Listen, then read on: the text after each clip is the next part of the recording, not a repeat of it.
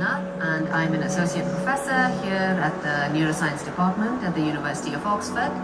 And my research is on the 24-hour body clock or circadian rhythms. A circadian rhythm is a 24-hour rhythm within our bodies. It comes from the word circa, which is about, and diem, which is day. So these are rhythms that take about a day. Our bodies work to a 24-hour cycle because we live in a 24-hour world. The Earth rotates on its axis, and so we see day when we're facing the sun and we see night when we're not. Sunlight is one of the main time cues for our circadian clocks, and this information in humans is picked up by our eyes, and this information is then sent straight to the brain, which is where there's a master circadian clock. This master clock's job is to behave like the conductor of an orchestra and make sure that the rest of the clocks through our body are playing to the same time scale. If we don't receive enough sunlight, that tends to shift the time window that the clock thinks it's operating in.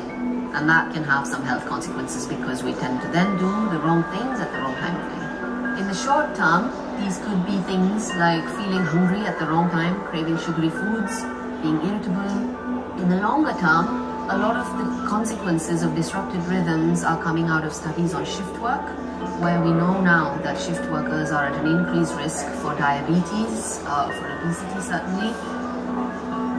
People who live at poles tend to receive a light-dark cycle that's very different across the season, so a huge amount of light during the summer and very low light or no light during the winters.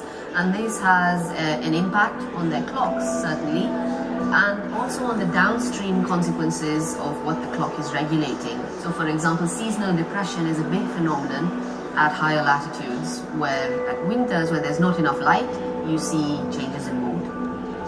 An experience that brings our body clocks into focus is of jet lag. And jet lag happens when you travel to a new time zone. So the external world is reporting a certain time, whereas your body is reporting a different time altogether. So you're hungry and sleepy at all the wrong times, you're not alert at the right times as well, and this has a big impact on how well we function. So research in circadian rhythms is now exploding. I think where we are is in trying to understand what the implications of this clock are for how our bodies function. So how the clock then controls the rest of our bodies, what goes wrong if the circadian rhythms are broken, and what we can do about maintaining a healthy circadian lifestyle.